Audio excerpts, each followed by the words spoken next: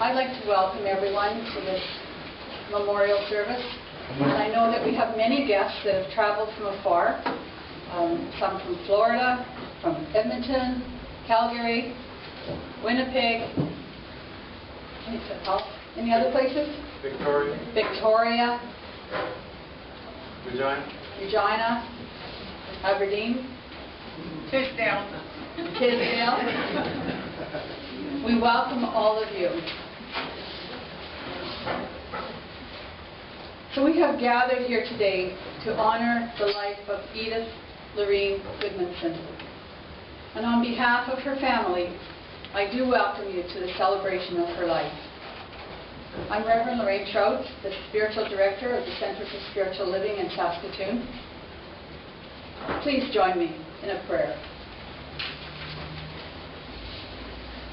I invite you to close your eyes and know this together.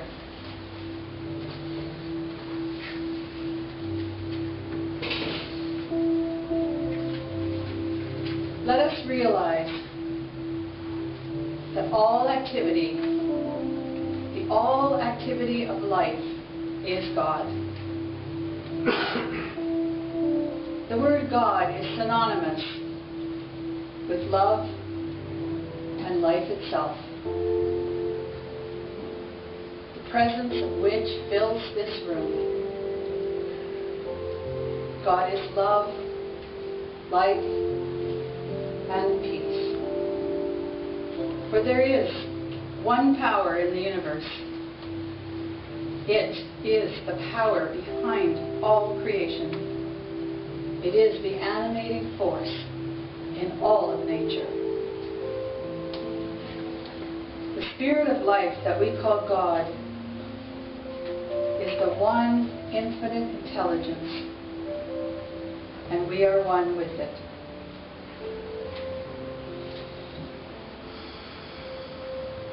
I know our Creator as our source, and I affirm our union with life. I turn to a conscious recognition of God as love, as a healing power in all areas of our living. Let us be at peace with the process of change and growth.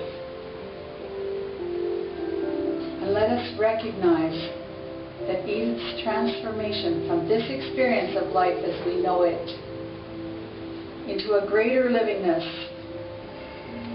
knowing that truth, can bring us comfort as we journey through the grief process. As we join in sweet remembrance, and as this service unfolds, know that there is that place of peace in each and every one of us where the spirit of love resides. I rest in complete assurance that life is eternal. So it is. Amen.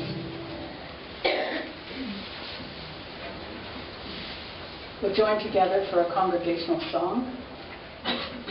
Edith chose the songs that we're playing today.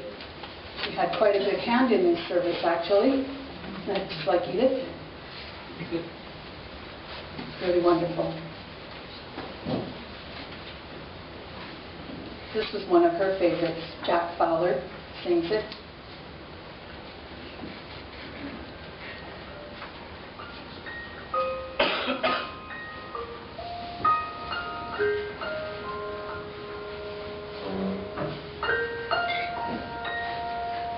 We are held in the hands of grace, forever safe in the arms of love. Like the child receives protection from a mother's warm embrace, we are held in the hands of grace.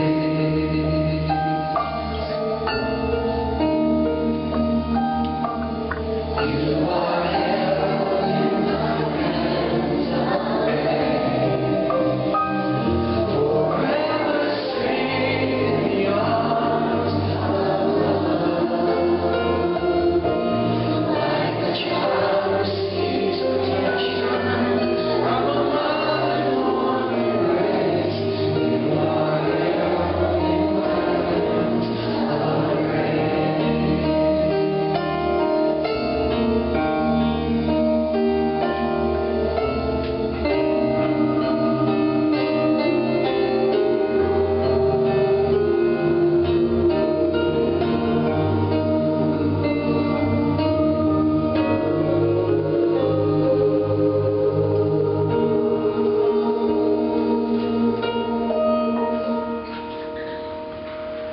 We are held in the hands of grace, forever safe in the arms of love.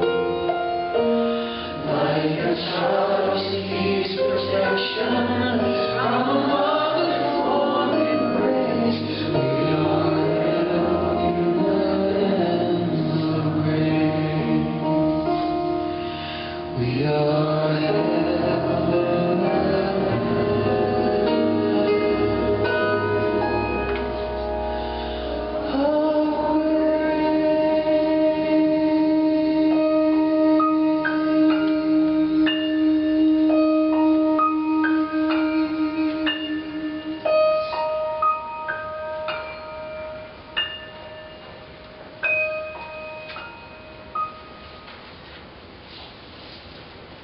Actually, Joy, you could just leave the lights off. It's a bit cooler, I think. Maybe it's an illusion, but that's okay.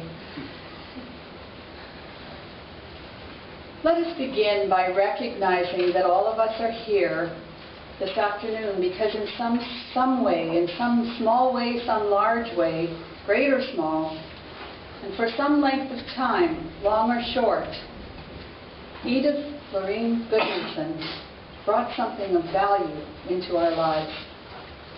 Something good happened to every person here because we were somehow touched by her life. Whatever good this woman gave to us, we still retain. It lives within us and works for us in our lives. And the same is true for Edith. She has taken with her into her transition from this physical experience into her next experience of life, the good, the gifts, and the love that she received from us. Our presence here today is both a tribute to Edith in her departure from this physical existence and a ministry to the living. No time on earth is long enough to share with those we love or to prepare our hearts for goodbye. We are here to honor the uniqueness and spirit of our beloved Edith as wife, mother, grandmother, daughter, sister, aunt, friend, minister, and mentor, and teacher. To all of us, she was all of those things in one time or another.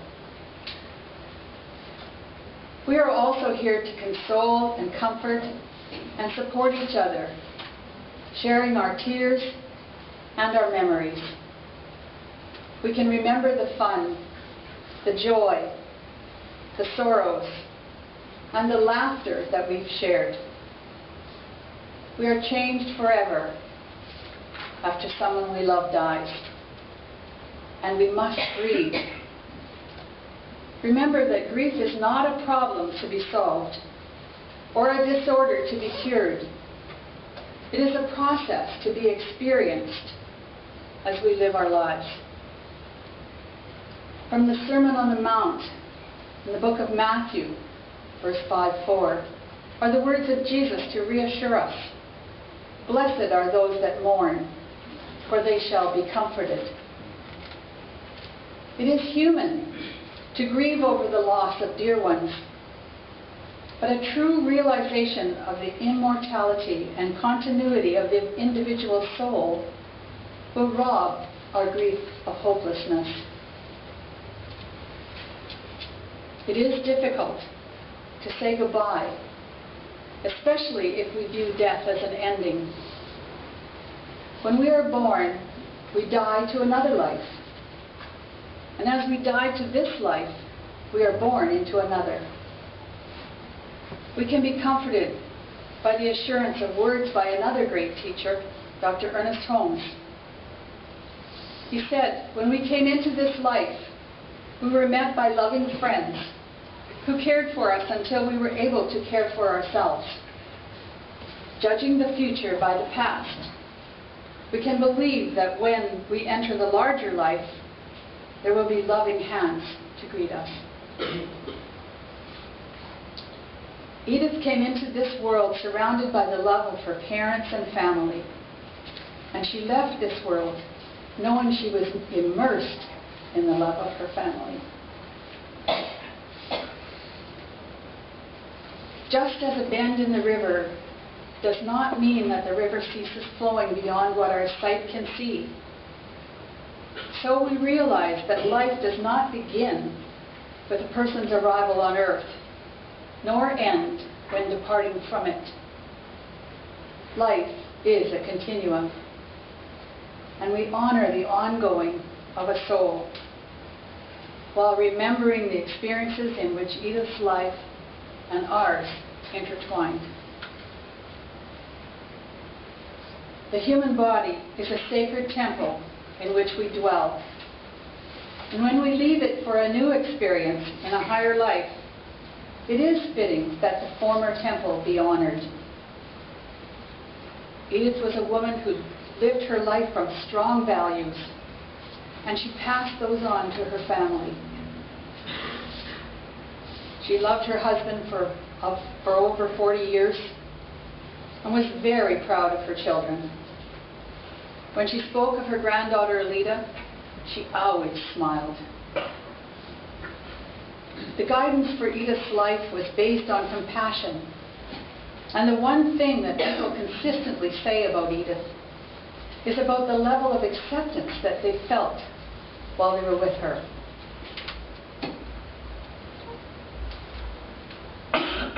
In the times when we feel sadness and a sense of loss, we can know a greater truth, which gives us an inner sense of strength and reassurance. The truth is that the love Edith exemplified is love that brought us together today to celebrate her life. And the power of that love can comfort and heal us. And so we join in this tribute, not so much with a sense of loss, but grateful for the experience of relationship with this wonderful spirit in human form, recognizing something very precious, something that is, to each one of us, a guiding light and an eternal promise. I would remind us that every great spiritual mind that ever came to live with us and teach us, in one way or another, has told us that life is eternal, that what is real about us, each one of us, is our spirit, not our bodies, that we lived before we had bodies, and we live after they're gone. I'm going to invite Reverend Kim Farrell to come and share a few words with you. Reverend Kim was the founding minister of this Center for Spiritual Living and was very close with Edith and was our first teacher, Edith and Daryl and mine. Thank you, Lorraine. Thank you. It's interesting, I was a minister here for 5 years, and today I realized that I kept looking for Edith, because I was never here practically without her. And then I would realize, no, we're here for her memorial service. And then I'd catch myself again looking for Edith.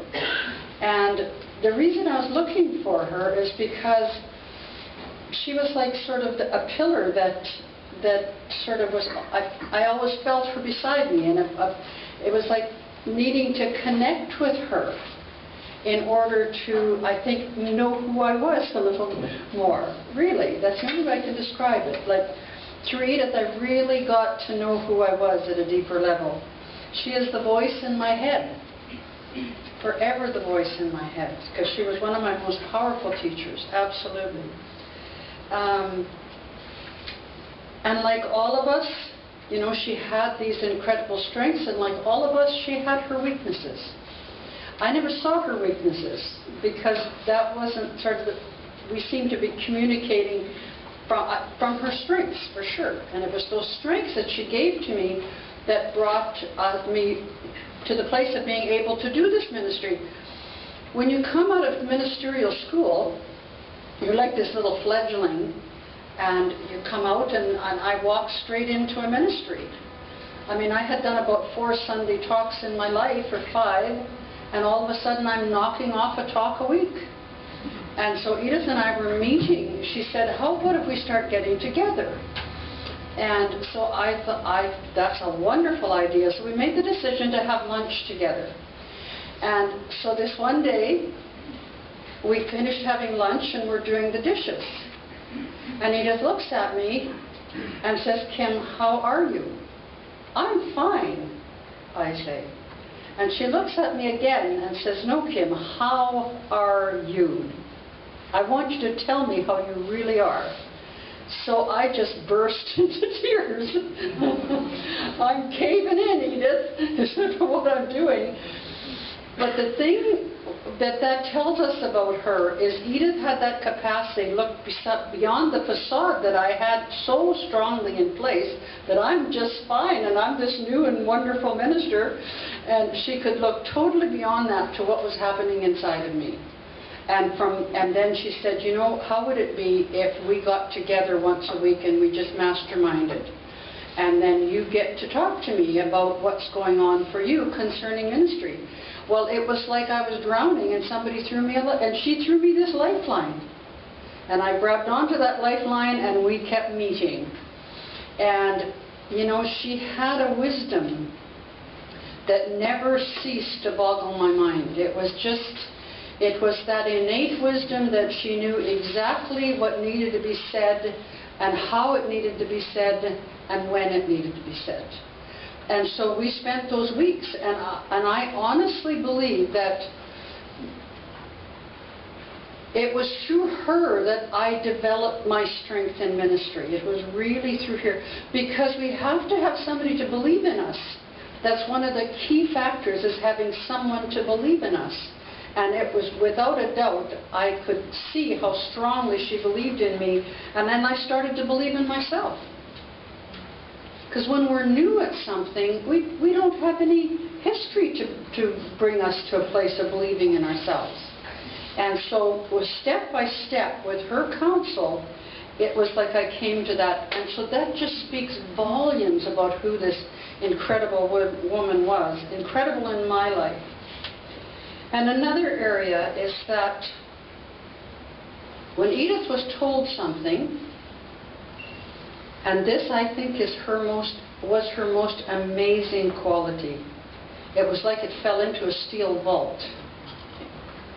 And it was 100% safe in there. It was never taken out. And it was never to be heard again. And you know, it's a rare thing to feel that safe with another person. And I felt that safe with her, and I feel certain that everybody else did too, because I never seen her any other way. Reverend Lorraine touched on her non-judgmental, being non-judgmental. And that is the one area, big area, that I aspire to emulate her, to be like her, is that looking at people always through eyes of love and understanding. And because I know what a healer that is to the person, and what a healing it is for ourselves when we do that. So that's another area. Guidance. I went to her for guidance over and over and over again. And she never said a word to me. I talked and she listened. And I know that she listened in such a way that I could hear my own inner voice. That I could hear my own inner voice in her listening.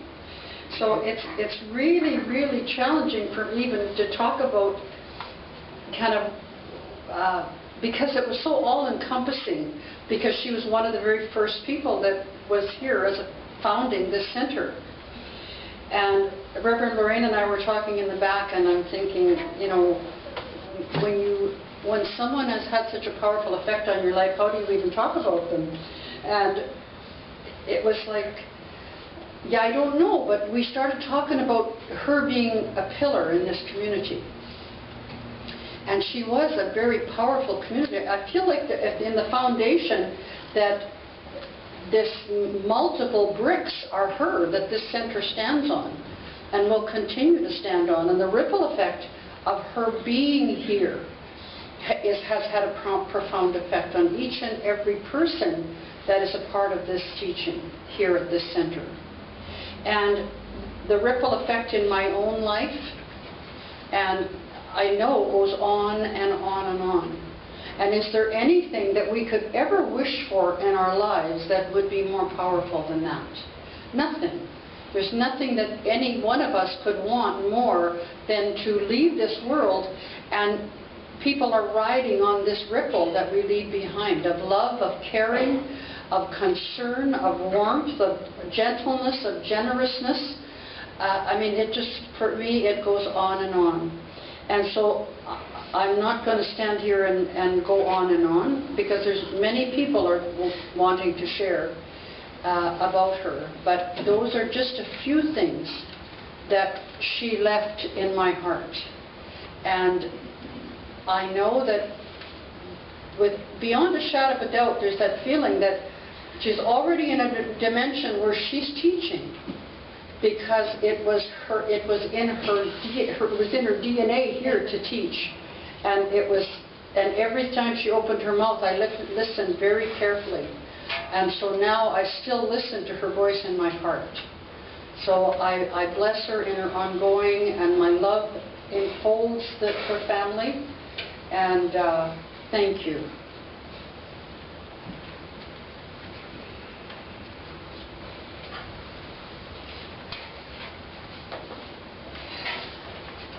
Yes, we all have footprints in our hearts that Edith has left there.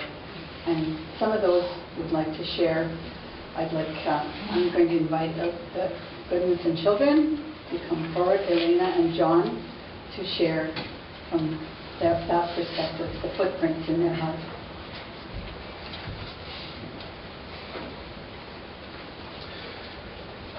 My mother was sick for about as long as I can remember. And she suffered from chronic pain and fatigue that kept her from doing a lot of things that she might have liked to do otherwise. But she always managed to get the important things done. When I was growing up, there was always a bagged lunch at the start of my day, and there was always a supper at the end of my day. And my laundry always got done until I started doing it for myself, and it usually got done. And even though Mom struggled to find the strength to do much beyond the important things, she did find a way. No matter how weak her body was, she could still listen and she could still care. She couldn't solve your problems for you, but she could give them a compassionate ear and some thoughtful words of encouragement and comfort. Her body may have been weak, but a lot of people here today drew strength from her. You may not know that her concern and empathy wasn't just reserved for those she knew personally. Mom devoured all the news she could get from print, radio, television. She absorbed all this information because she felt it was her duty to understand and care for the whole world, not just the tiny piece of it that she saw every day. She listened to the world because she cared about the world. So if you want to honor my mother's memory, when you go home today, pick up a newspaper, turn on the evening news, read a blog. Maybe you're not strong enough to bring peace to the Middle East, or to calm civil unrest in Europe, or to stop the spread of AIDS in Africa. Who is? These problems often seem insurmountably huge and distant from our everyday lives. But you can always listen, and you can always care. And that's the foundation of every solution to any problem, that somebody comprehends the problem and has the will, the motivation to fix it. My mom once said to me, "I'm sorry I wasn't a very good mother to you." And what do you say to something like that? I told her to stop insulting me by saying bad things about my mother. I'm not going to let anybody say bad things about my mother.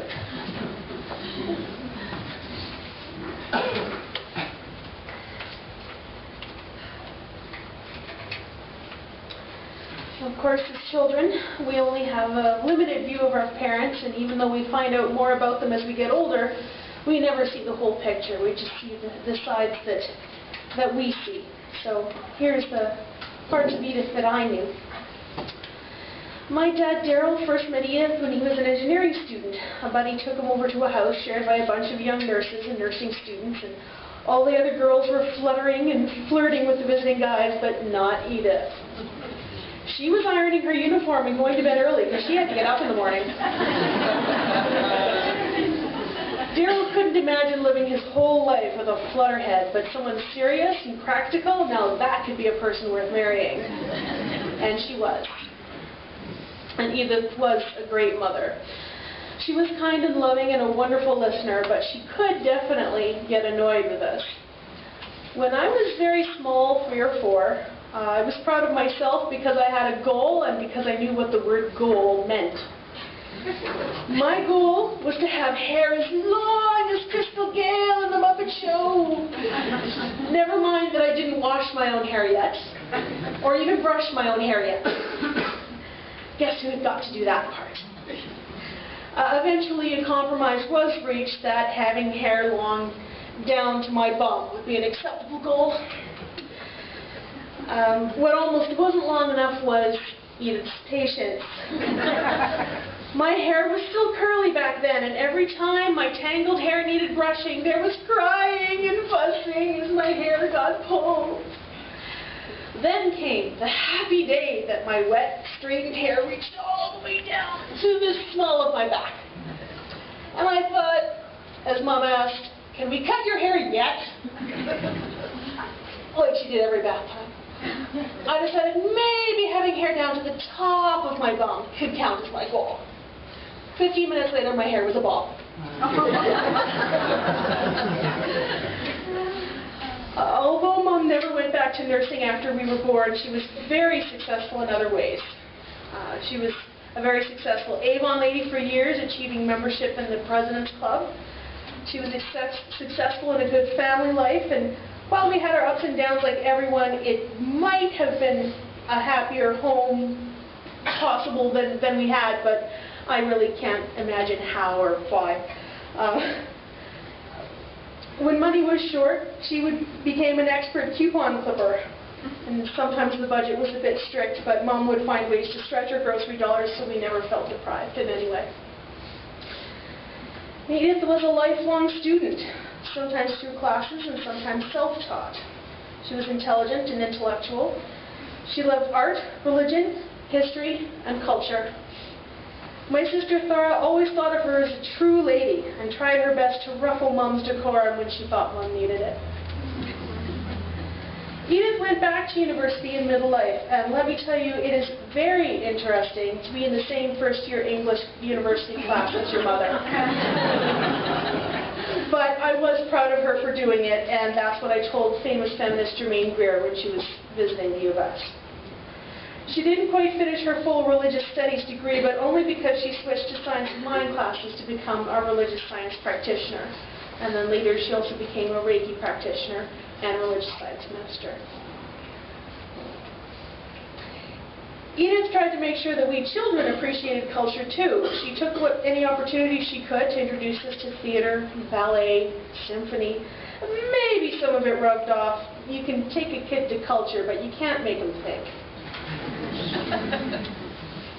Mom was successful in passing on some of her intellectual interests to us, and Dad was happy to have some serious conversations with her, but none of us were ever as broadly intellectual as she was. Sometimes she could be a little too serious, and this is where Dad was a wonderful balance, because I'm sure you all know how serious my dad is all the time. Oh, sorry, I mean joking all the time. In return, she was good at keeping my dad's feet on the ground when necessary and taking care of life's details. And so we grew up thinking of Mom as the serious one and Dad as the continual punster, but once in a while, Mom would get a joke in. And where Daryl's jokes could sometimes be hit and miss, Edith's jokes were always zingers.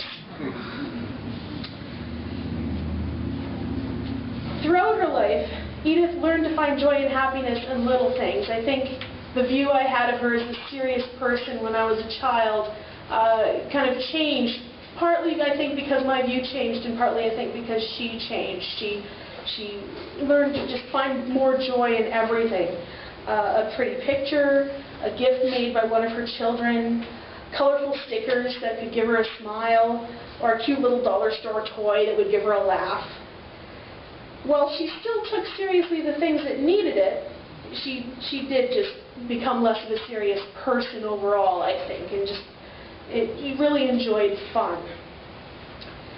Something that gave her great joy in the last few years, of course, was her granddaughter, Alita Loreen. And if that name sounds familiar, there's a bit of a reason there. She helped Sean and I through Alita's colicky times, and in return, she received cuteness and unconditional snuggling. And what could be better than that? And Edith was very generous with her time and her caring. Last year, my cousin Derek needed some help from my parents. He wrote to me and said, "She answered my call. I was in a bad situation, and she came and picked me up without a second thought. She invited me to stay in her home, cooked most of the time, looked after me, treated me as a child of hers. She went out of her way to make me feel at home." As the cancer weakened Mom and she needed more and more support from friends and family, she would say again and again that she was blessed to have such people in her life. We are the best memorial my mother could ever have. To slightly misquote William Butler Yeats, "You that would judge me, do not judge alone this book or that. Come to this hallowed place. Think where woman's glory most begins and ends, and say my glory was, I had such friends." So you who are recipients of my mother's kindness and understanding, please remember it, and the next time someone needs it, give that person the same kindness and understanding that she gave you. Or give them a smile, a laugh, some joy. And Edith will be proud and happy to know that we're thinking of her as we make the world a better place a drop at a time by making ourselves and each other better a drop at a time. And in the spirit of my mother, who I think would like us to have a little fun today, please take a moment to help create a group art project on the tables back there. There's some boards and some markers and crayons and stickers and ribbon, and just write something, draw something, or just put a sticker somewhere that looks right to you. I think that my mother would really enjoy that.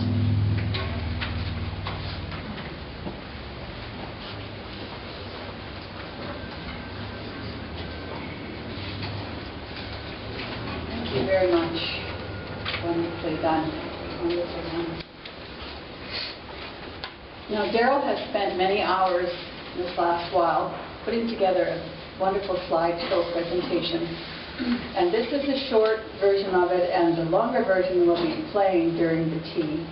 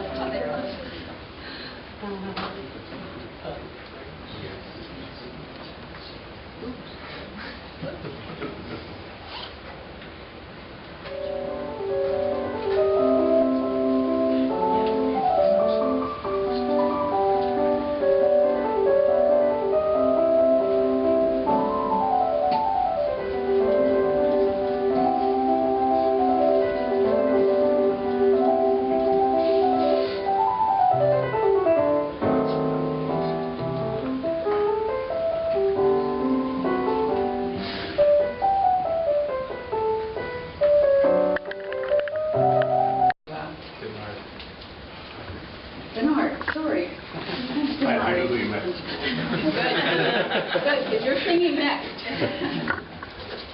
Bernard is singing next. Solo. That would be scary. Welcome Home is the title. And while she's setting up, I'll just share with you, I was with Edith when Edith made her transition. And the very last words that Edith said was, "Going home to God."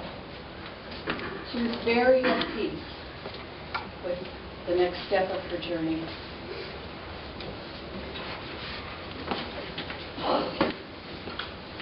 Some light. Actually, I'm okay from the window here, thanks, Daryl. Okay.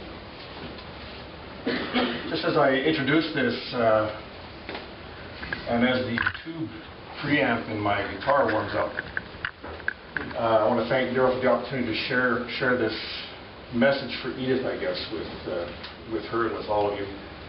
It's called Welcome Home. It was actually written by somebody who's in Saskatoon now, Deacon Bob Williston. And it's a story about, as we saw at the end of Daryl's slideshow, about how we're called home to another life after a very successful one here. And after we spent a long life of faith and service and caring and loving, the Father calls us home. And many of you have all probably already heard the same expression that I have, that in God's house there are many mansions. And she's been called home to spend her new life in a new mansion that was built for her. So I'd like to share this with you.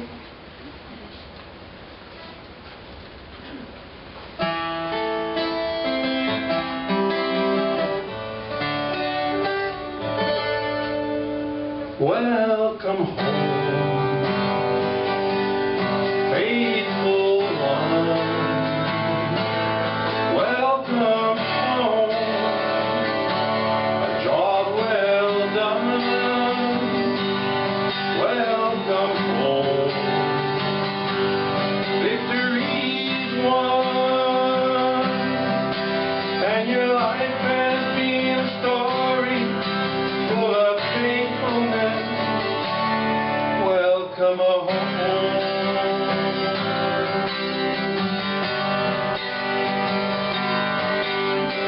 I have been your light and your help. Who would you fear with me beside you? I have held you up through the heavy burden.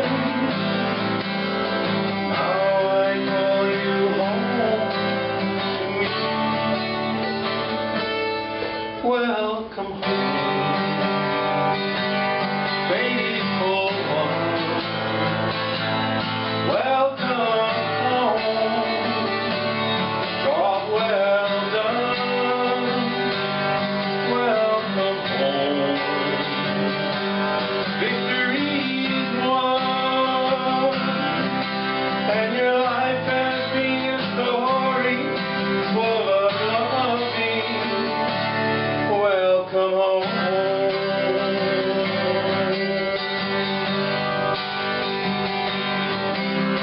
I have heard your voice when you called me,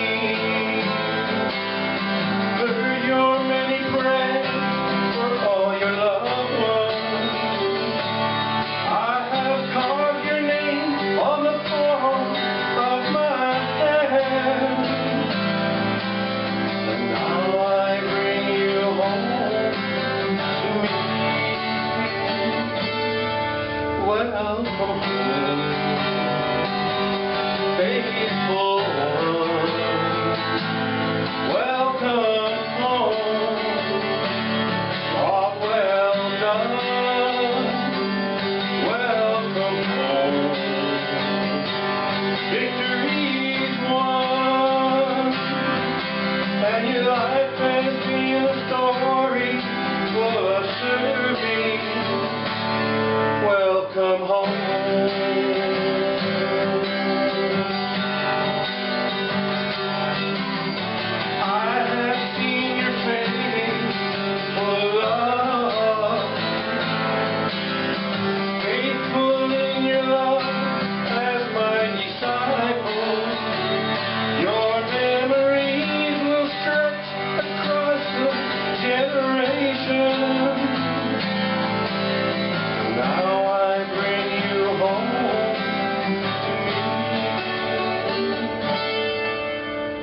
Welcome home,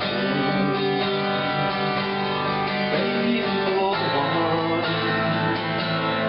Welcome home, job well done. Welcome home, victory's won, and your life has been a story full of faithfulness. Welcome home.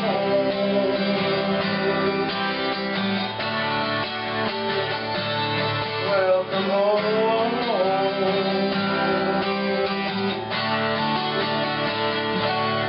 Welcome home.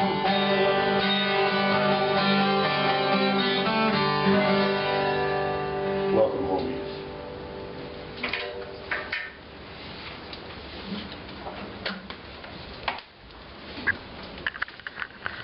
To have an open mic sharing. And the first sharing that I would like us to have is by Edith's brother, Al Peters. And he's going to read the 23rd Psalm.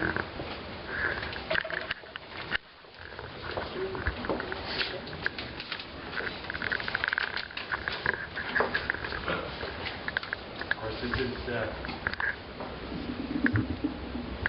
This is probably one of the most familiar passages of Scripture, maybe after the Lord's Prayer, but I think it's very meaningful for Edith's life.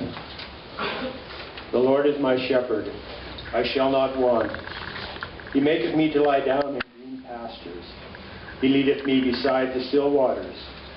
He restoreth my soul. He leadeth me in the paths of righteousness for his name's sake.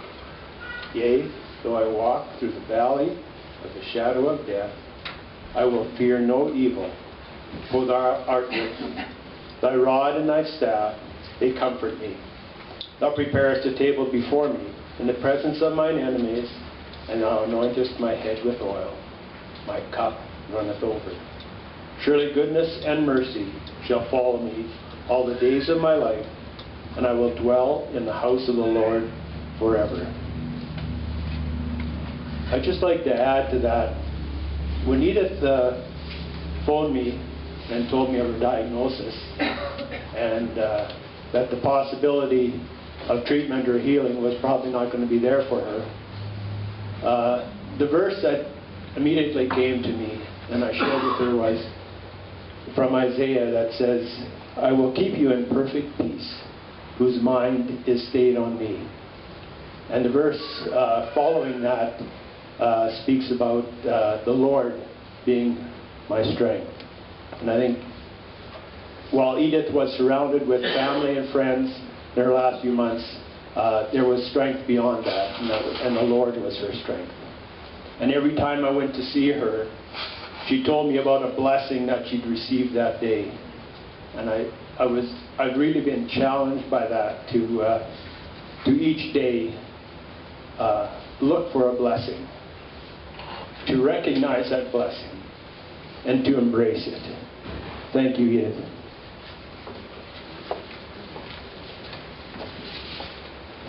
I'd like to invite anyone who would like To share.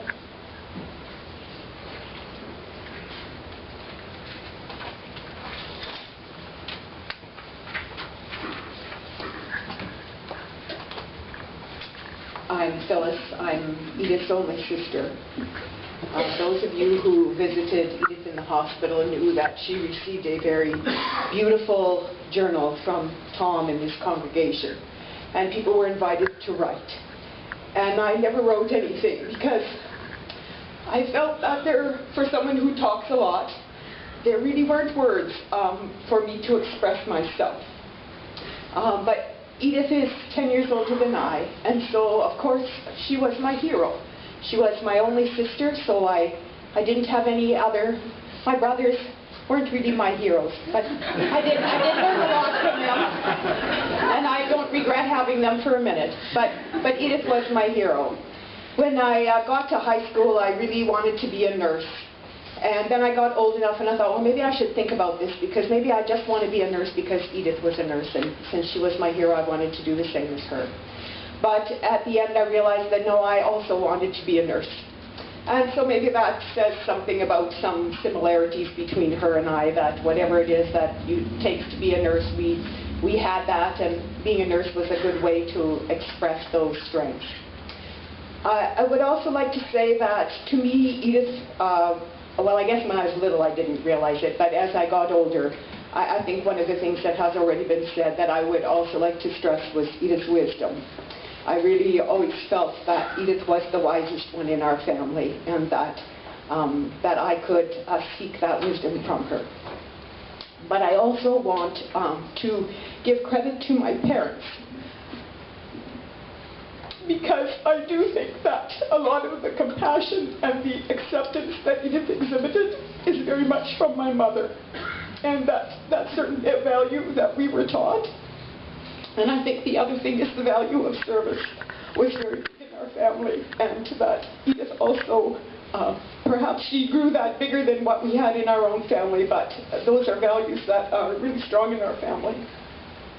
And like all the rest of you, I'm very happy for Edith, but of course I'm sad for me.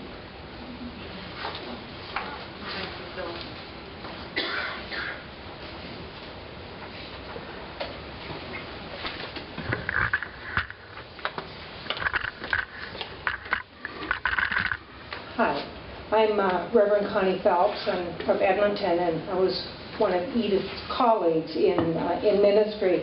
And I wanted to read something by another colleague of ours, a good friend of Edith's, Reverend Catherine Cardinal from Edmonton, and she wanted to be here and couldn't be here. So she wrote this, and I'd like to read it to you. This is Catherine's gift to all of you, and she was a ministerial student with Reverend Lorraine with Daryl and Edith. So Catherine says, every time I think of Edith, I have fond memories, and I'd like to share some of them with you. And many of us have seen, I think this is so appropriate, the different faces of Edith. She said, Edith is scholar. I remember in class when we were having discussions about anything that there was a debate about, if we wanted to know more, Edith would not only research, but write a paper with various points of views and references. Edith's meticulous research always provided insights, new learning, and answers to many questions. Edith is writer. Edith's writing is beautiful. Her words of wisdom, and even those writings describing more dry topics, flowed with eloquence and clear articulation. I remember Edith always wrote in longhand, and if she didn't like what she wrote, she would write it all out again with all of her edits. That is dedication. Edith's consciousness of being was shared through her writing. Edith is classmate and friend. Edith was always very supportive of me, and I appreciate her love, her guidance, and her support. I enjoyed being in class with Edith for her insights, inspiration, great wit, and sense of humor. Edith's talks were always well-researched, well-presented, with great stories and inspirational to hear and learn from. Edith is nurturer. Edith was a wise woman in our group. She would guide and encourage.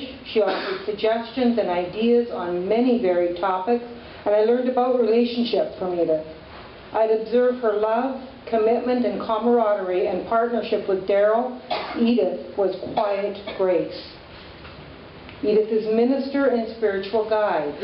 Edith's knowledge of world religions was vast. This knowledge deepened her understanding of religious science and the oneness that we teach. Edith was a very effective practitioner, and her clients benefited from her clarity and clear consciousness. Edith's dedication to the science of mind teaching and philosophy and the center in Saskatoon has allowed this community to grow, attract students and teachers, and be a positive beacon in our community.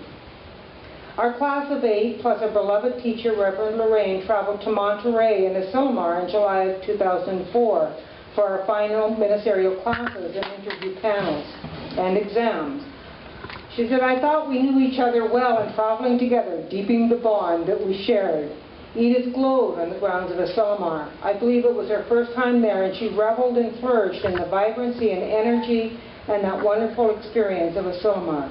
Hundreds of like-minded people coming together to learn, reveal, sing, eat, pray, and be together. And that's where she really fit. Knowing that life and Love is eternal. I honor Edith, who and what she is, was, and always will be. The presence of love, wisdom, and grace. And Daryl, I send you love and support as you move through this next phase of your journal. From Reverend Catherine.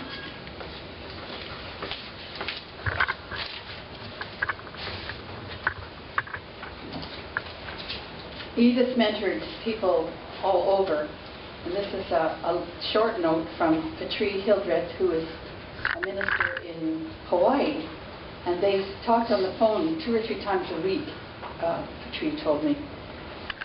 Patri says this to you, Daryl.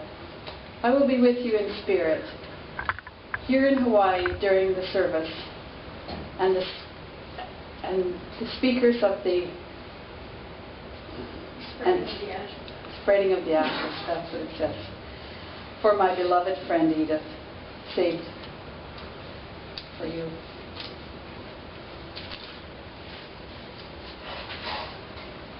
Daryl has written in your program a little reading. I thought maybe we could read it together.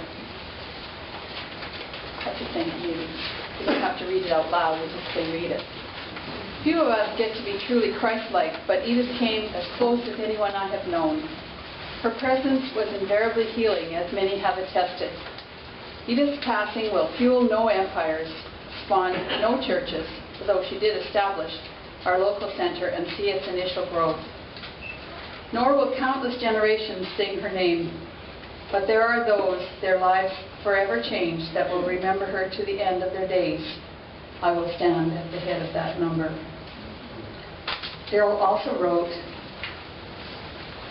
a poem for it that I'm going to ask Reverend Sherry Beckton to come forward and read.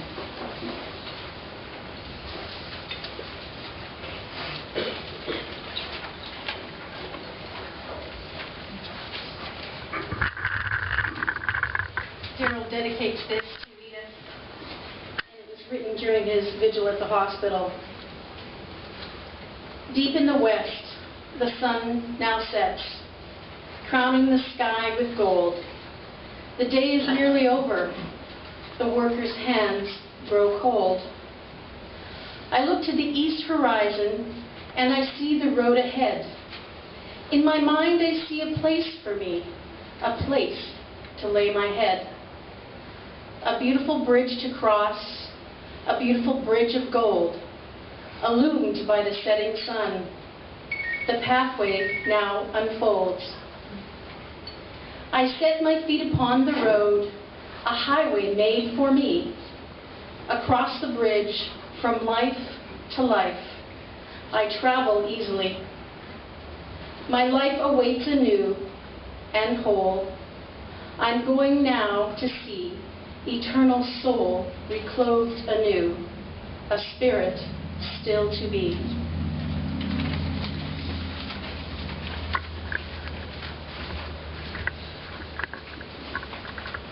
Is there anyone else who would like to share?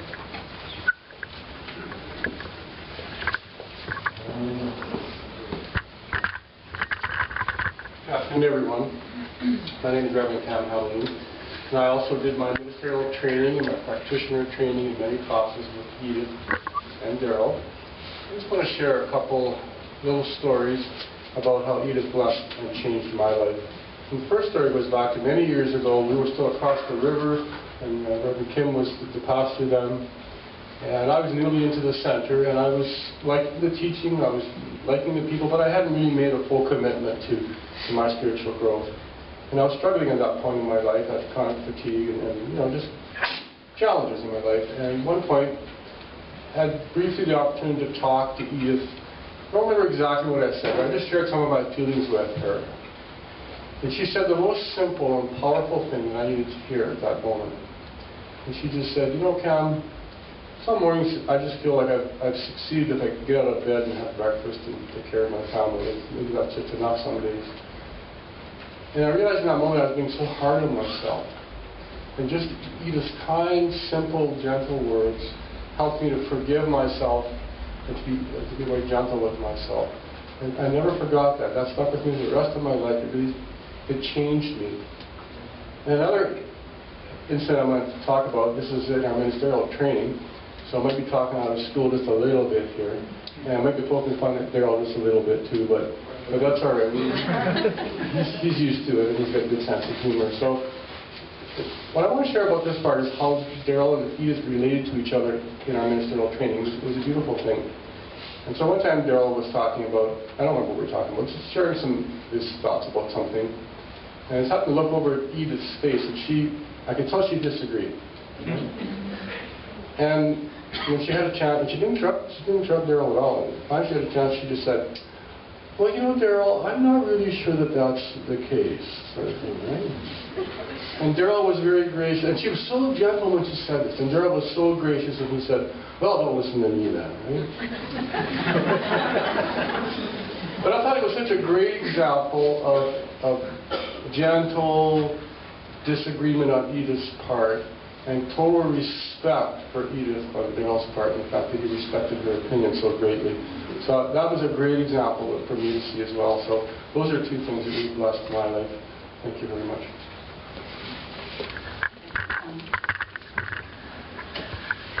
I'm just going to take a moment.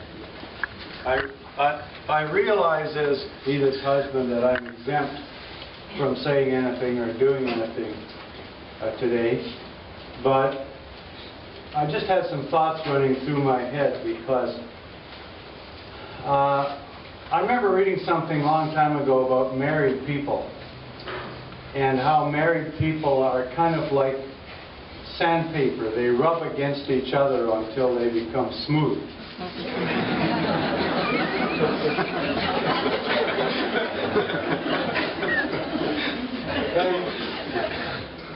And you know, we were married a long time, nearly 46 years. In fact, it would have been 46 years tomorrow.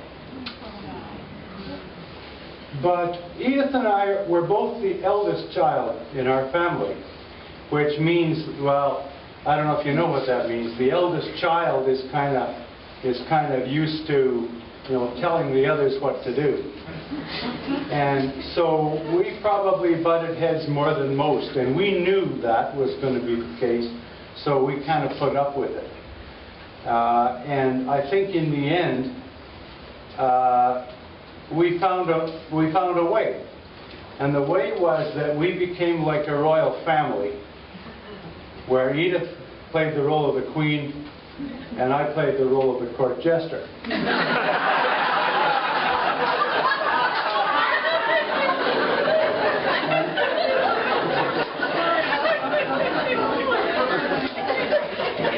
And it worked. I know that Edith wanted to have some humor and laugh at her memorial, so that was it. The other thing, though, that comes to mind is that Edith was the expert in the household at finding things. And she was also the proofreader, so now there's nobody to proofread what I write. I'm a little bit lost already on that. But she's also the one who could find all kinds of things. But while she was very sick, and I wasn't in the greatest of shape myself, so I was nursing her for a good part of the day, and very tired all the time. I was very tired. I wasn't sleeping well at night. I was getting up in the middle of the night, because I'm on medication that makes me get up in the middle of the night, and so forth. So I was kind of not functioning 100%. And somewhere along the way with all of that, I lost my false teeth. I don't know where they are. I don't know if they fell in a wastebasket or we've looked under the bed. But the one thing that I can't get out of my mind is with Edith gone, I'm never going to find my false teeth.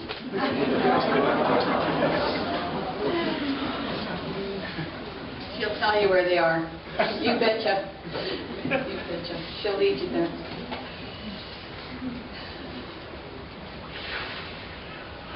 Some people were speaking, what was reminded of me was, as a new minister, and I was a new minister, Edith nurtured all of us new ministers.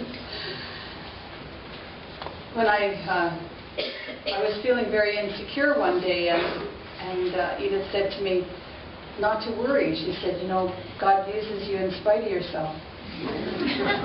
And that's really stuck with me and helped me a lot.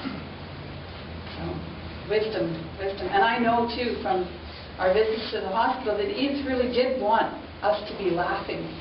She insisted that we tell jokes at the hospital. She insisted that we have a laugh every time we came and visited her, and insisted that you don't write just serious stuff in that little book. Write something that's like... Sick of eulogizing, she said. Yes, I'm sick of eulogizing. That's what she said. So I know that she's enjoying the laughter that we're sharing today as well. So now we'll have another song by David Alt, another one of his favorite New Thought musicians, and we can sing this one too if we want to.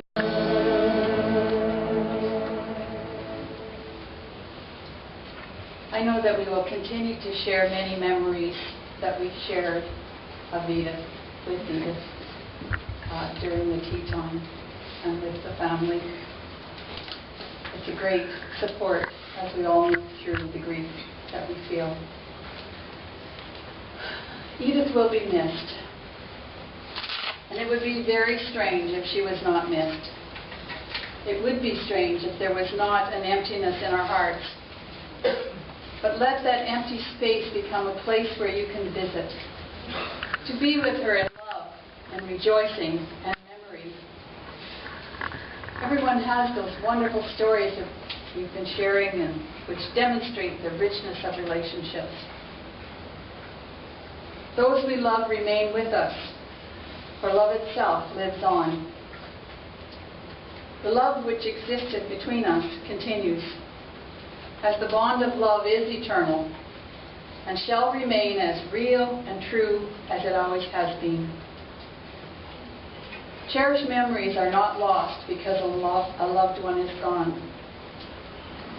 Those we love will never be more than a thought away, for as long as we hold memories of them, they will live on in our hearts.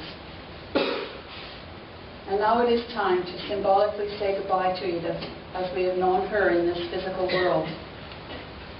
But we also keep alive her spirit, her soul, and her memory in our hearts.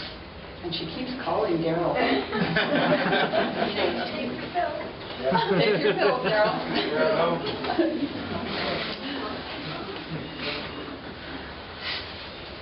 We also keep her spirit alive, and her soul and her memory, surrounded by love which can never die and which can never be taken from us.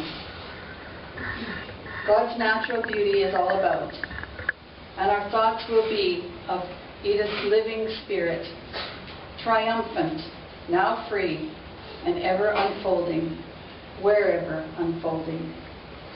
Our love for Edith Gudmundson and for one another is an unending gift from God. We realize that the spirit of our beloved goes into a more glorious experience and shall continue on its forward journey into a more beautiful expression of eternity. We shall meet again. I'll call upon Reverend Laurie Edwards to do the closing prayer.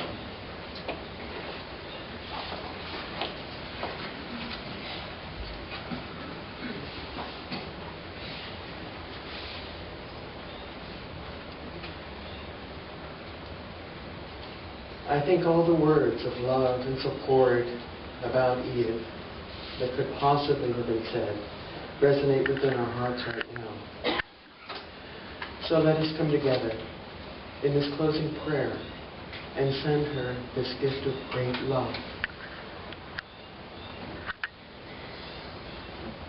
I know that there is an incredible power, a presence, a sweetness, and it's right within our hearts. It is our God speaking to us, through us, as us.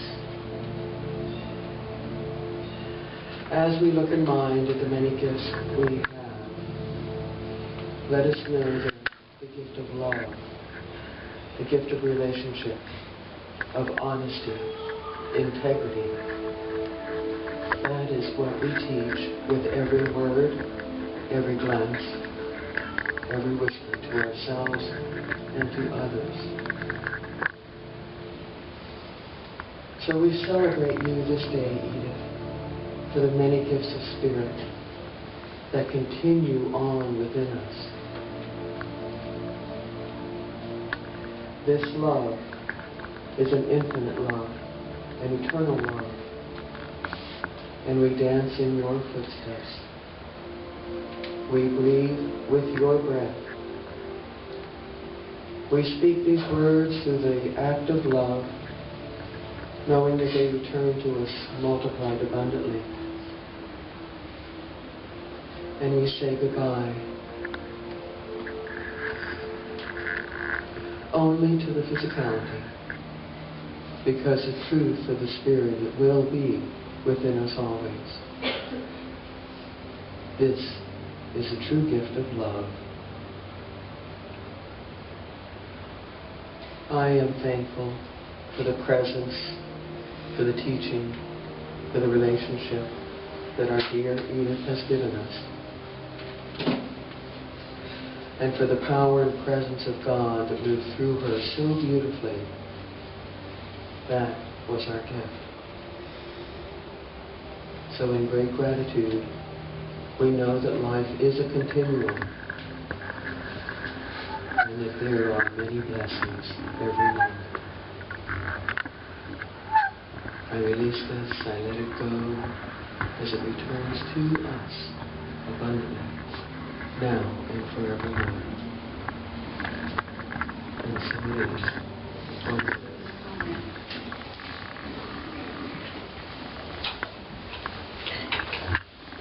Derek is going to type us out to the T.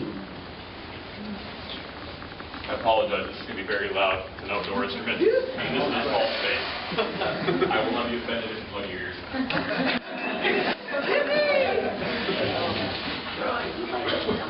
Bring it up.